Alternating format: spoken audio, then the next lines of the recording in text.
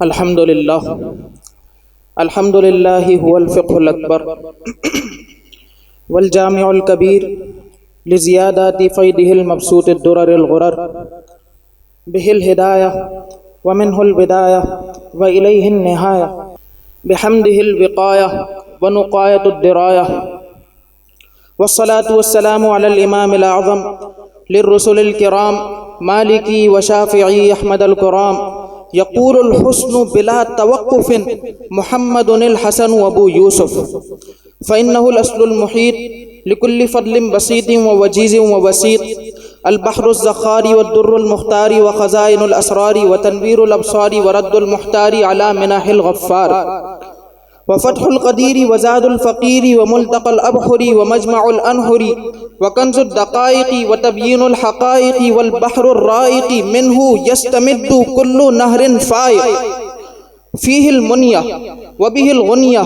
ومراق الفلاح وإمداد الفتاح وإيضاح الإصلاح ونور الإيضاح وكشف المدمرات وحل المشكلات والدر المنتقى وينابيع المبتغى وتنوير البصائر وزواهر الجواهر والبدائع النوادر المنزه وجوبا عن الأشباه والنظائر مغني السائلين ونصاب المساكين الحافل القدسي لكل كمال قدسي وإنسي الكافي الوافي الشافي المصفى المصطفى المستصفى المجتبى المنتقى الصافي عدة النوازل وأنفع الوسائل لإسعاف السائل بعيون المسائل وعمدة الأواخر وخلاصة الأوائل وعلى آله وصحبه أجمعين أما بعد فأعوذ بالله من الشيطان الرجيم بسم الله الرحمن الرحيم وكان فضل الله عليك عظيما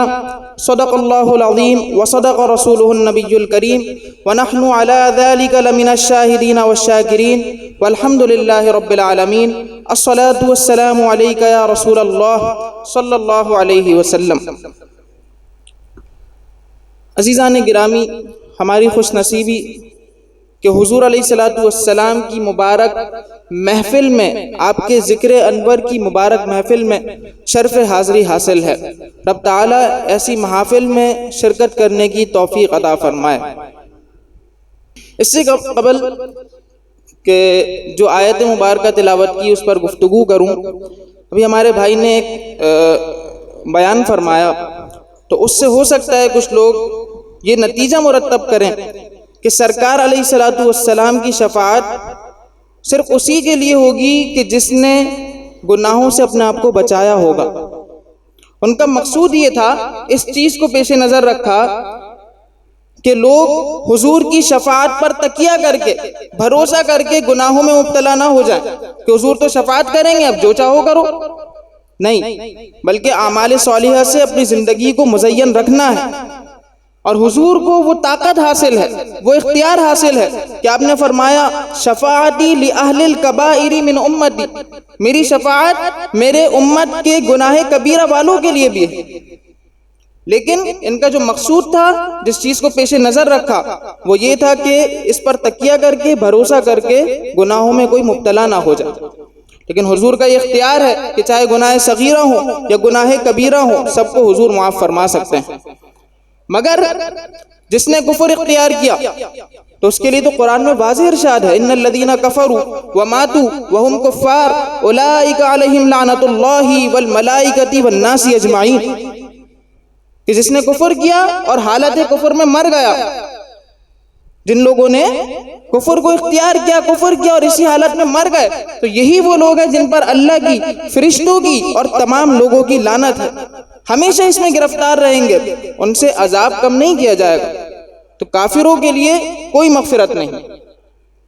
آپ کی خدمت میں جو آیت طیبہ تلاوت کی، اس میں رب ذوالجلال ارشاد فرماتا ہے وَكَانَ فَضْلُ اللَّهِ عَلَيْكَ عَظِيمًا، آپ کے رب کا آپ پر فضل عظیم ہوا۔ ہم دنیا کی چیزوں کو دیکھیں، غور کریں، تو رب فرماتا ہے قُلْ مَتَاعُ الدُّنْيَا قَلِيلٌ، دنیا کی جو متاع ہے، سامان ہے، تھوڑا ہے۔ آج ہم شہر کراچی گھومنے لگے ہیں تو پورا شہر بھی نہیں گھوم پاتے، کئی شہروں کا تو یہ مجموعہ ہے، اتنا بڑا شہر، پورا ملک گھومیں، دنیا کے کئی ممالک دیکھ لیں، پوری دنیا دیکھ لیں، تو ہمیں اپنے لحاظ سے انلمیٹڈ لگتی ہے، جبکہ کتنی وسیع ہے، کتنی وسیع و عریض ہے، کتنی طویل ہے، اس کی کوئی نہ کوئی حد تو ہے، لیکن ہمیں انلمیٹڈ لگتی ہے۔ اتنی بڑی دنیا، اتنے بڑے شہر، اتنے بڑے بڑے گھر، اتنے بڑے بڑے ریگستان، یہ سمندر، یہ شجر، یہ حجر، یہ نباتات، یہ جمادات، یہ موجودات، تمام اشیاء، رب فرماتا ہے قل متاع قلیل، دنیا کی متاع قلیل ہے، تمام کی تمام متاع، تمام سامان قلیل ہے، جتنے شہر ہیں، جتنے دریا ہیں، جتنے سمندر ہیں، سب تھوڑے ہیں، سب تھوڑے ہیں، لیکن اپنے حبیب کا جب معاملہ آیا تو فرمایا کان فضل اللہ علیک عظیما، آپ کے اوپر آپ کے رب کا فضل عظیم ہے۔ یہ حضور علیہ الصلوۃ والسلام کی ذات والا صفات ہے کہ جو ذات میں بے مثل ہوں، جو بات میں بے مثل ہوں، جو حال میں بے مثل ہوں، جو چال میں بے مثل ہوں، جو قال میں بے مثل ہوں، جو کردار میں بے مثل ہوں، جو گفتار میں بے مثل ہوں، جو رفتار میں بے مثل ہوں، جو سیرت میں بے مثل ہوں، جو صورت میں بے مثل ہوں، جن کا آنا بے مثل ہو، جن کا جانا بے مثل ہو، وہ ذات میرے اور تمہارے آقا محمد عربی صلی اللہ علیہ وسلم کی ذات ہے۔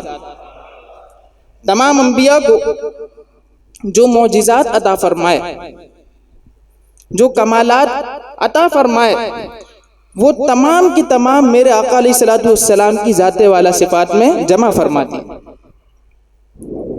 بلکہ یوں کہیے کہ جہاں تمام انبیاء کے معجزات اور کمالات کی انتہا ہوتی ہے، وہاں سے مقام مصطفیٰ کا آغاز ہوتا ہے۔ حضرت آدم کا خلق اسی ایک ذات میں، نوح علیہ السلام کی معرفت اسی ایک ذات میں، شیس علیہ السلام کی شجاعت اسی ایک ذات میں، موسیٰ علیہ السلام کا جاہ و جلال اسی ایک ذات میں، عیسیٰ علیہ السلام کا حسن و جمال اسی ایک ذات میں، یحییٰ علیہ السلام کی اطاعت اسی ایک ذات میں، ایوب علیہ السلام کا صبر اسی ایک ذات میں، آدم علیہ السلام کی توبہ اسی ایک ذات میں۔ تمام چیزیں رب ذوالجلال نے آپ کی ذات میں جمع فرما دی۔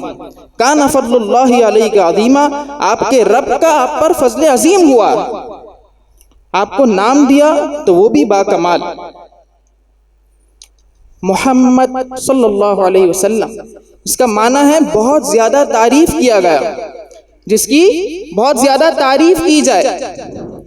چنانچہ حضور علیہ السلام نے ارشاد فرمایا انا احمد، انا محمد، انا الماحی الذی یمحا بی الکفر، انا العاقب والعاقب الذی لیس بعدہ نبی، او کما قال علیہ السلام، رواہ البخاری۔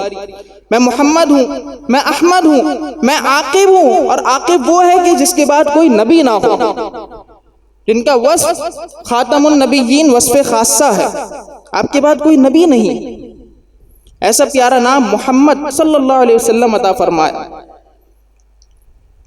قریش اس نام کو بگاڑنے لگے، چہرے کو دیکھا تو کوئی برائی نہیں کر سکتے، کردار کو دیکھا تو کوئی گستاخی نہیں کر سکتے، نام کو دیکھا تو کوئی گستاخی کر نہیں سکتے، کیا کریں؟ نام کو بدل دیتے ہیں، مذمم کہنا شروع کر دیا معاذ اللہ، جس کا مطلب ہے جس کی مذمت کی جائے۔ حضور نے فرمایا الا تعجبون کیف یصرف اللہ عنی شتم قریش ولعنہم، اللہ تعالیٰ کیسے بہترین طریقے سے میری طرف سے کفار کی، قریش کی گستاخیوں کا جواب دیتا ہے۔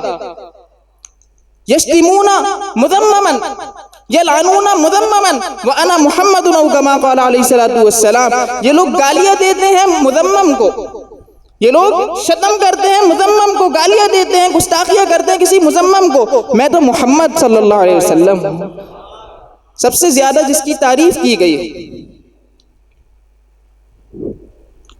جو جامع الحسنات ہیں، جو فخر موجودات ہیں، جو تاجدار کائنات ہیں، جو مقصود کائنات ہیں، جو اصل حیات ہیں، وہی پیارے آقا صلی اللہ علیہ وسلم رحمت للعالمین ہیں، تمام جہانوں کے لیے رحمت بنا کر انہیں بھیجا گیا ہے، جنہیں علم دیا تو وہ بھی بے مثال، علم غیب کلی عطا فرما دیا، غیب کلی حضور کو دے دیا گیا۔ فرمایا وما ہوا علی الغیب بضنین، اور یہ نبی غیب بتانے میں بخیل نہیں ہے، غیب کی خبریں ہی تو دیتے ہیں۔ تبھی تو حضرت عمر فرماتے ہیں قوم فینا النبی صلی اللہ علیہ وسلم مقاما، سرکار دو عالم صلی اللہ علیہ وسلم ایک مقام پر ہمارے درمیان کھڑے ہو گئے، فاخبرنا عن بدء الخلق، ہمیں خبریں دینا شروع کی جب سے مخلوق کی ابتدا ہوئی ہے۔ کیسے دے رہے تھے؟ ارے رب عطا فرماتا ہے، یہ وہ خبریں لوگوں میں تقسیم کرتے ہیں، ہر نعمت تقسیم کرتے ہیں۔ فاخبرنا عن بدء الخلق، جب سے مخلوق کی ابتدا ہوئی ہے سرکار خبریں دینا شروع کر رہے ہیں۔ کیسے دے رہے ہیں؟ رب نے قرآن نازل کیا، فرمایا نزلنا علیک الکتاب، ہم نے آپ پر کتاب کو نازل فرمایا، تبیانا لکل شیء، جو ہر چیز کا روشن بیان ہے۔ قرآن ہر چیز کا روشن بیان ہے، ہر چیز اس میں موجود ہے۔ اور یہ قرآن جب اس میں ہر چیز موجود ہے تو چیز کا اطلاق، شے کا اطلاق لوح محفوظ پر بھی ہوتا ہے۔ لوح محفوظ بھی ایک شے ہے اور قرآن میں ہر شے کا روشن بیان ہے، تو لوح محفوظ کا بھی روشن بیان قرآن میں ہے۔ اور لوح محفوظ میں ہے کیا؟ فرمایا وَكُلُّ صَغِيرٍ وَكَبِيرٍ مُسْتَطَرٍ، ہر چھوٹی بڑی چیز لکھی ہوئی ہے، ہر چیز لکھی ہوئی ہے۔ جب لوح محفوظ کا ذکر بھی قرآن میں، اس کا بیان بھی قرآن میں، اور رب فرماتا ہے علم القرآن، اس نے قرآن سکھایا، رحمان نے اپنے محبوب صلی اللہ علیہ وسلم کو قرآن سکھایا۔ ثم ان علینا بیانہ، فرمایا اس کا بیان ہمارے ذمہ کرم پر ہے۔ ارے جب رب قرآن سکھانے والا ہے اور نبی سیکھنے والے ہیں اور قرآن میں ہر چیز کا روشن بیان ہے، تو کیسے ہو سکتا ہے کہ حضور سے کوئی چیز مخفی رہ جائے؟ علم غیب کلی عطا فرمایا اور فرما دیا وَعَلَّمَكَ مَا لَمْ تَكُنْ تَعْلَمْ، آپ جو کچھ نہیں جانتے تھے ہم نے آپ کو سکھا دیا۔ آپ کے رب کا آپ پر فضل عظیم ہوا، کرم عظیم ہوا کہ آسمان کے ذرے ذرے، زمین کے چپے چپے کا آپ کو علم عطا فرما دیا ہے۔ یہ میرے آقا علیہ السلام کی ذات ہے۔ حسن دیا تو وہ بھی با کمال۔ حضرت جابر بن سمورہ رضی اللہ تعالیٰ عنہ بیان کرتے ہیں کہ ایک رات چاند پوری طرح درخشاں تھا، تاباں تھا، تاریکی کا کہیں نام و نشان تک نہ تھا، روشنی پھیلی ہوئی تھی۔ اس منور فضا میں میری نظر حضور پرنور صلی اللہ علیہ وسلم کی طرف چلی گئی۔ آپ چادر اوڑے ہوئے تھے اور انتہائی حسین منظر پیش کر رہے تھے۔ کہتے ہیں فجعلت انظر الیہ والی القمر، کبھی میں حضور کو دیکھتا تھا، کبھی چاند کو دیکھتا تھا، کبھی قمر کو دیکھتا تھا، کبھی رشک قمر کو دیکھتا تھا، کبھی ہلال کو دیکھتا تھا، کبھی آمنہ کے لال کو دیکھتا تھا، اور پھر فیصلہ فرما دیتے ہیں فَلَهُوَ أَحْسَنُ عِنْدِي مِنَ الْقَمَرِ، میرے نزدیک وہ چاند سے بدر جہاں ہنسی لگ رہے تھے۔ یہی بولے سدرہ والے چمن جہاں کے تھالے، سبھی میں نے چھان ڈالے، تیرے پائے کا نہ پایا، تجھے یک نے یک بنایا۔ آؤ صحابہ کی بارگاہ میں چلتے ہیں۔ آج ہم یہاں محفل منعقد کر رہے ہیں، ذکر سرور کونین صلی اللہ علیہ وسلم کر رہے ہیں۔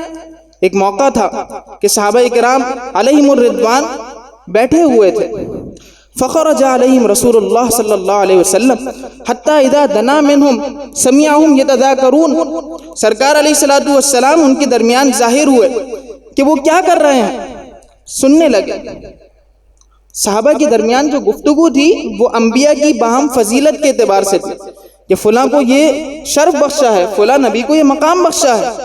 قال بعضهم ان اللہ اتخذ ابراہیم خلیلا، وقال آخر موسیٰ کلمہ تکلیما، وقال آخر آدم اصطفاہ اللہ، وقال آخر موسیٰ کلیم اللہ۔ فخرج رسول اللہ صلی اللہ علیہ وسلم، سرکار اب ان کے درمیان ظاہر ہوئے۔ پہلے آئے تھے لیکن ظاہر نہیں ہوئے تھے۔ فرمایا سمعت کلامکم وعجبکم، میں نے تمہارا کلام سن لیا ہے، تم کیا گفتگو کر رہے تھے، اور تمہارا حیران ہونا بھی سن لیا، تمہارا حیران ہونا سن لیا ہے۔ فرمایا الا، پہلے انبیاء کی شان بیان کرتے ہیں، فرماتے ہیں ان ابراہیم خلیل اللہ وہو کذالک، وموسیٰ نجی اللہ وہو کذالک، وآدم اصطفاہ اللہ وہو کذالک۔ ابراہیم علیہ السلام اللہ کے خلیل ہیں، اللہ کے دوست ہیں، اور وہ واقعی ایسے ہیں۔ موسیٰ علیہ السلام راز کی بات کرنے والے ہیں، وہ واقعی ایسے ہیں۔ آدم علیہ السلام کو اللہ نے چن لیا ہے، برگزیدہ بنا لیا ہے، وہ واقعی ایسے ہیں۔ شان ان کی بیان ہو رہی ہے اور حضور اس شان کو اور مستحکم کر رہے ہیں اور پختہ کر رہے ہیں۔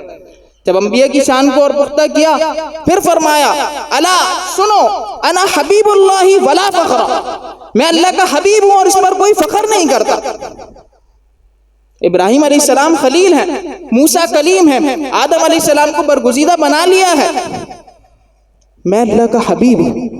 ارے خلیل وہ ہے کہ جو رب سے رحمت کا تقاضا کرے، اطمع ان یغفر لی، رحمت کا تقاضا کرے، اور حبیب وہ ہے کہ جس کے سبب سے رب رحمت یوں نازل فرمائے کہ اگلوں پچھلوں کی گناہوں کو بخشوا دے، ان کے گناہوں کو بخش دے۔ لیغفر لک اللہ ما تقدم من ذنبک وما تأخر۔ خلیل وہ ہے کہ جو رب سے جنت کو مانگے، وجعلنی من ورثۃ جنۃ النعیم او جنۃ النعیم، اور حبیب وہ ہے کہ جس کے لیے رب فرمائے انا اعطیناک الکوثر، ہم نے آپ کو خیر کثیر عطا فرمائی ہے، انہیں جنت و دوزخ کی کنجیاں عطا فرما دی، سب چیزوں کا مالک بنا دیا۔ کلیم وہ ہے کہ جو رب سے گفتگو کرے تو حجاب سامنے ہو، اور حبیب وہ ہیں جو معراج کی رات بے حجابانہ گفتگو کرے۔ کلیم وہ ہیں کہ جن کا عصا اژدہائے غضب تھا، اور حبیب وہ ہیں کہ جن کا عصا گرتوں کو سنبھال لیتا ہے۔ میرے امام نے فرمایا کہ عصائے کلیم اژدہائے غضب تھا، گروہ کا سہارا عصائے محمد۔ عزیزان گرامی، فرمایا سرکار نے میں اللہ کا حبیب ہوں اور فخریہ نہیں کہتا۔ انا حامل لواء الحمد یوم القیامہ تحتہ آدم فمن دونہ ولا فخر، میں قیامت کے دن حمد کا جھنڈا اٹھانے والا ہوں، جس کے نیچے آدم علیہ السلام اور ان کے علاوہ جو ہیں وہ سب اس کے تحت ہوں گے، اور فخریہ نہیں کہتا۔ قیامت کا دن ہوگا، حضور کی شان کریمی دکھائی جا رہی ہوگی، جھنڈا لواء الحمد حضور کے ہاتھ میں ہوگا اور تمام لوگ اس کے نیچے ہوں گے۔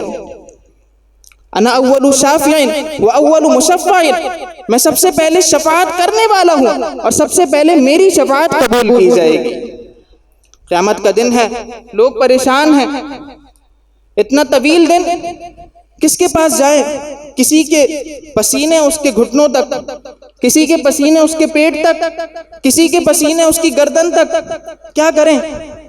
چلو آدم علیہ السلام کے پاس چلتے ہیں، وہ شفاعت کریں گے۔ گئے، بات نہیں بنی، کسی اور کے پاس بھیج دیا، نوح علیہ السلام کے پاس چلتے ہیں، وہ شفاعت کر دیں گے، انہوں نے آگے بھیج دیا۔ موسیٰ علیہ السلام کے پاس گئے، آگے بھیج دیا۔ ابراہیم علیہ السلام کے پاس گئے، آگے بھیج دیا۔ کس کے پاس جائیں؟ یہاں تک کہ مختلف انبیاء کرام کے پاس سے ہوتے ہوتے چلتے چلتے چلتے چلتے کہانی حضرت عیسیٰ تک آ گئی۔ انہوں نے حضور علیہ السلام کی طرف نشاندہی کی اور لوگ حضور کے پاس چلے گئے، لوگ حضور کے پاس چلے جائیں گے۔ لیکن مجھے بتائیں، جب حضور کے پاس جائیں گے اور حضور باب شفاعت کھول دیں گے، ان کا کام بن جائے گا، بن جائے گا یا نہیں؟ ہمارا کام انشاءاللہ بنے گا، لیکن ہم ڈائریکٹلی حضور کے پاس کیوں نہ چلے جائیں؟ ابھی معلوم ہے نا کہ باب شفاعت کون کھولے گا؟ انا اول الشافعین، میں سب سے پہلے شفاعت کرنے والا ہوں۔ حضور کے دست اقدس سے شفاعت کا دروازہ کھلے گا، تو اس وقت ڈائریکٹلی حضور کے پاس چلے جائیں۔ کبھی کسی پیغمبر کے پاس، کبھی دوسرے پیغمبر کے پاس جا رہا ہے، یہ اس وقت بھلا کیوں دیا جائے گا؟ یہ بے خبری کیوں ہوگی؟ میرے امام عشق و محبت نے اس کا جواب دیا، فرماتے ہیں کلیم نجی مسیح و صفی، سبھی سے کہیں نہ بنی، سب سے کہا کہیں بھی بات نہ بنی۔ یہ بے خبری کیا تھی کہ کبھی موسیٰ علیہ السلام کے پاس جا رہے ہیں تو کبھی عیسیٰ علیہ السلام کے پاس جا رہے ہیں، کبھی یحییٰ علیہ السلام کی بارگاہ میں حاضر ہو رہے ہیں۔ یہ بے خبری کیا تھی؟ یہ بے خبری اس لیے تھی کہ یہ بے خبری کہ خلق پھری کہاں سے کہاں تمہارے لیے، اگر ڈائریکٹلی حضور کی بارگاہ میں چلے جاتے تو کسی کے ذہن میں سوال آ سکتا تھا کہ شاید آدم علیہ السلام کے قدموں میں میری نجات متصور تھی، کوئی سوچ سکتا تھا کہ موسیٰ علیہ السلام میری بات بنا دیتے، کوئی سوچ سکتا تھا کہ عیسیٰ علیہ السلام سے جو توقع وابستہ کر کے گیا تھا آج میری نجات ہو جائے گی، کوئی سوچ سکتا تھا کہ شاید یعقوب علیہ السلام کے قدموں میں میری بات بن جاتی، کوئی سوچ سکتا تھا کہ شاید ابراہیم علیہ السلام آج میری بات بنا دیتے۔ نہیں، ایک ایک کے پاس بھیجوں گا، ایک ایک کے پاس پھراؤں گا تاکہ پتہ چل جائے کہ آج کسی کا سکہ چلنا ہے تو آمنہ کے لال محمد عربی کا چلنا ہے۔ یہ بے خبری کے خلق پھری کہاں سے کہاں تمہارے لیے، انا اول شافع و اول مشفع ولا فخر، انا اول من يحرك حلق الجنہ فيفتح اللہ لی فيدخلنیہا ومعی فقراء المؤمنین ولا فخر، انا اکرم الاولین والآخرین ولا فخر کما قال علیہ الصلوۃ والسلام رواہ الترمذی۔ فرمایا میں سب سے پہلے جنت کی زنجیر ہلاؤں گا، جنت کے دروازے پر انبیاء موجود ہوں گے، ان کی امتیں موجود ہوں گی، سرکار آئیں گے، سب سے پہلے وہ جنت کی زنجیر ہلائیں گے، فیفتح اللہ لی، اللہ تعالیٰ میرے لیے کھول دے گا، مجھے داخل فرمائے گا، میرے ساتھ فقراء مومنین ہوں گے۔ فرمایا میں اولین و آخرین میں سب سے زیادہ تکریم والا ہوں، سب سے زیادہ عزت والا ہوں، اور فخریہ نہیں کہتا۔ یہ میرے آقا علیہ الصلوۃ والسلام کی ذات ہے، جن کا نور امر کن سے پہلے تخلیق ہوا، جن کا وصف رحمت للعالمین وصف خاصہ ہے، جو تاریکی میں اور روشنی میں یکساں دیکھا کرتے تھے، جن کے لعاب دہن اقدس سے کھاری کنویں شیریں ہو جایا کرتے تھے، جن کو قیامت کے روز لواء الحمد دیا جائے گا، مقام محمود پر فائز کیا جائے گا، جن پر رب بھی درود بھیجتا ہے، فرشتے بھی درود بھیجتے ہیں، وہ ذات میرے آقا صلی اللہ علیہ وسلم کی، تو کیوں نہ کہوں وَأَحْسَنُ مِنْكَ لَمْ تَرَ قَطُّ عَيْنِي، آپ سے زیادہ حسین کسی نے دیکھا ہی نہیں، میری آنکھ نے دیکھا ہی نہیں، آپ کا حسن بھی بے مثال ہے، اور قیامت کے روز یہ حسن بھی عجب جلوے دکھا رہا ہوگا۔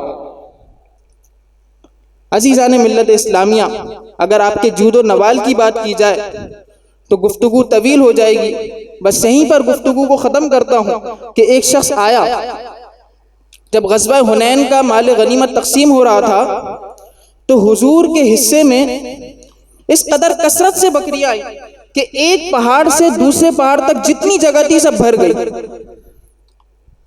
اب وہ آیا اور اس نے تمام کی تمام بکریاں حضور سے مانگ لی، یہ حضور کا حصہ تھا۔ ان رجلا سأل النبی غنما بین جبلین فاعطاہ ایاہ، حضور نے تمام بکریاں اسے عطا فرما دی۔ وہ اپنی قوم کے پاس گیا اور کہنے لگا اے قوم اسلموا، اے میری قوم تم اسلام لے آؤ، فواللہ ان محمدا صلی اللہ علیہ وسلم لیعطی عطاء ما یخاف الفقر، رواہ المسلم، کہ محمد عربی صلی اللہ علیہ وسلم ایسی عطا فرماتے ہیں کہ محتاجی کا خوف ہی نہیں کرتے۔ واہ کیا جود و کرم ہے شہ بطحہ تیرا، نہیں سنتا ہی نہیں مانگنے والا تیرا۔ رب ذوالجلال ہم تمام کو حضور علیہ الصلوۃ والسلام کے فیضان سے مستفیض ہونے کی توفیق عطا فرمائے، اور آپ کی سیرت طیبہ کا مطالعہ کرنے اور اس کے مطابق اپنی زندگیوں کو سنوارنے کی توفیق مرحمت فرمائے، آمین بجاہ سید النبی الامین۔